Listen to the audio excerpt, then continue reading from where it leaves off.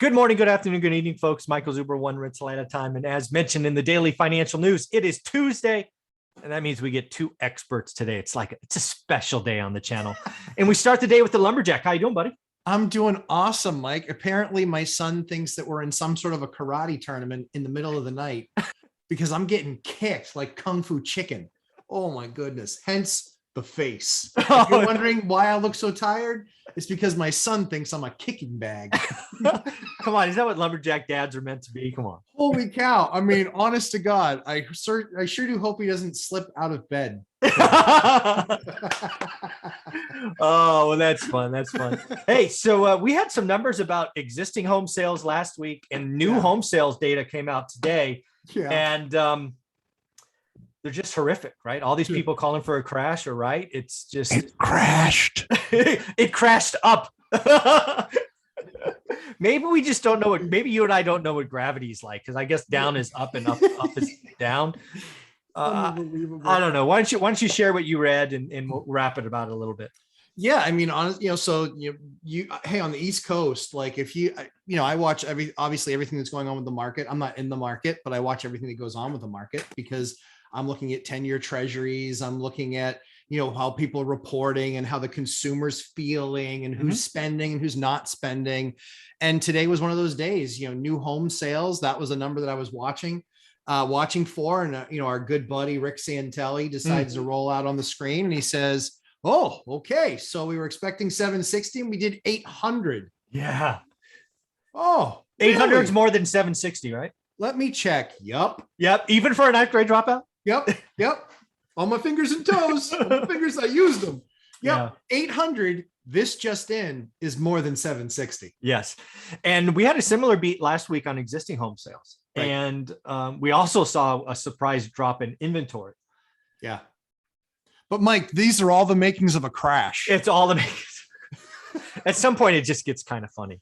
Yeah. Right. It does. I have an idea. Instead of putting out your 19th video on being wrong, why don't you just suck up, be a man, say, I probably shouldn't talk about this anymore because I don't have the chops. I've been wrong for a year, but I'm going to keep saying it. Like even a broken clock's right twice a day. That's what I'm going to start calling those channels, the broken clock channels. Yeah. Well, they're going to have to be, anyways, yeah. So again, the real estate market is, I don't know, healthy probably is a fair way to say it, right? Yeah. The demand is still there. Yes. There's also a couple of other metrics that came out today that just paints the picture of why this is so. So every weekend I talk about the most important number of the week. And today it's always Thursday or Friday, but today was actually Tuesday. Yeah. The most important number was consumer confidence. Yeah. And I said that because we had 3 months in a row of a negative trend, right? Yep. Three months in a row is enough to call a trend, right? We always have outliers, but 3 months, it's like, shoot, we get a fourth month. Yep. Like batten down the hatches. Q4 is going to be bad. But what's going on? But yes, as I shared on the closing of the daily financial news today, it was up, and it was up across the board. Yep. I don't know if you've heard this, but people feel really good about getting jobs today because jobs are plentiful. Yeah. One, they feel really good about wages. They expect wages to go up. Yep. 2. Yep. 3, people are actually planning to take vacations because, they can. People. You don't realize vacations are one of those first things to fall when people are scared.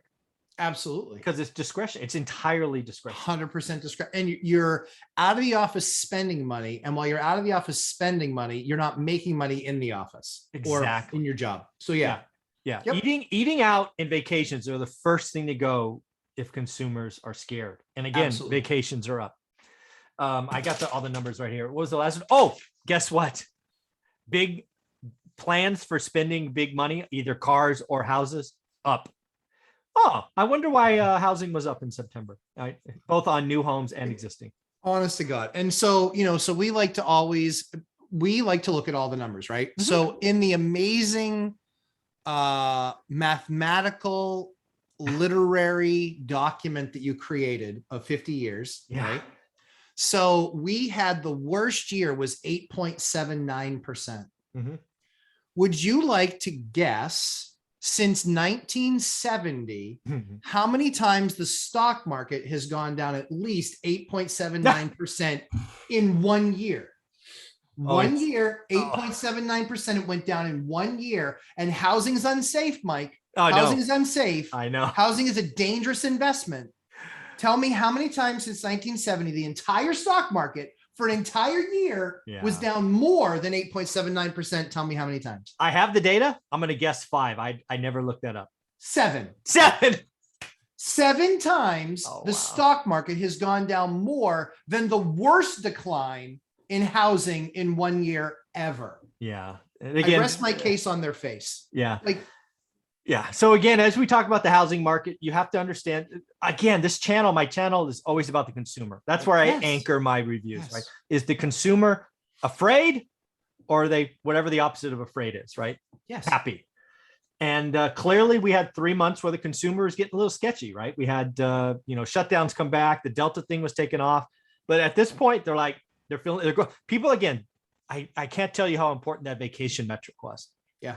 Because that is the first thing to go. And people are planning to take them, and they feel good about jobs, and they feel good about wages, as they should. Yeah. So these are not signs for a housing crash, for sure. No. And the other thing too is why do investment properties crash? Because rents go down, or because you can't have, there's not enough renters. Right? Exactly. That last one is so true. That's the only time I've had my roughest year as being a landlord was not 2020. It was 2000, I don't know, 6 or 7. Or 8 or whatever, right? Wherever it is in your market. Basically, where I was I saw tenants that I declined by a house. Yes. So to that end, Mike, so one of the things that we talked about on my 3-hour live stream on Sunday was the fact that a number of people had rented out units recently. I said, if you've rented out a unit in the last month, tell me what it was last year and what it was this year. The lowest increase was double digit. The highest was 40%. Yeah. The other thing too is that there's still a massive shortage of every kind of housing, rental, investment, whatever. There is still a massive shortage. Again, there was a 4-unit that went on here in my market on Saturday. It was a 4-unit, went on for $385, which I thought was cheap. I thought they mispriced it. I was right. It's under contract now for $450, and one of my friends bought it because the numbers were just that good. Wow. So this is not, again, all this crash talk, you can keep on talking it, but the fundamentals, the actuals on the daily basis where people are looking for rents. I had 4 units that literally ranged between 20 and 43% rental increases, and they were all rented within 10 days of being put on the market. The biggest issue, Mike, was qualified tenants. Exactly. That was the biggest issue. It wasn't demand. It was the quality of the demand. Yeah. This is something that Jonathan Twomley, who's a huge apartment syndicator, and I talked about last week, and we'll talk about again this week. Yeah. If we see wage inflation coming, which clearly I do, I think it's a multi-year thing. I think it's going to ripple through and be just like the 70s. As a landlord, you kind of really like it. And if you're a landlord that has 30-year fixed rate debt, artificially low levels, and you're sitting around just collecting, higher rents next year, the year after, and the quality of your tenants go up. Because I don't know about you, one of my metrics is 3x rent. And if everybody's wages, like I could see Fresno's wages. I think the median income in Fresno today is, I want to say it's 63 grand. It might be 65. 60s. Yeah. I looked at it. So let's say 63. It could easily be 72 in 12 months. Yeah. Mike, in just the properties in my bundle refi that I did in August, I had units that were part of that. When we were going through the refi, the rents on those units were $2,100 a unit. It was a duplex, $2,100 a unit, $4,200. That property appraised for, I think, just under $500K. Both of those units went vacant, and new tenants were coming in for October 1. 4,800. Oh, wow. 42 to 48, 600. It's a 15% increase. And guess what? I was looking at a 17 or something percent return before. Yeah. Or 14% return before. Now I'm over 20% return because of how much the rents go up. Yeah. So at the end of the day, this first video is about, again, folks, look at the data, follow the consumer. It's just not set up for a housing crash. New home sales up, existing home sales up, inventory down. But the good news, folks, in video number 2, I finally have the data to tell you when housing sales will crash. That's a little tease for video number 2. Matt has not seen them, but I finally have the data. I'm going to tie my 50-year spreadsheet with some data I got from a follower, and we're going to show you when housing sales will crash. Hint, maybe not prices, but housing sales. You ready for that one? I am emotionally prepared. I can't wait to understand what I'm going to do with my portfolio. There you go. Well, before we do that, how can people follow you? 11:30 a.m. Eastern time on Sundays. That seemingly is going to stick. So 3-hour sessions on that. Wow, question and answers.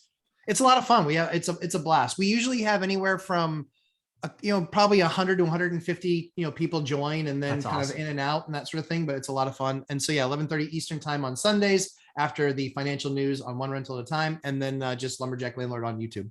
There you go, man. Thanks again. Thanks, Mike. Mm-hmm.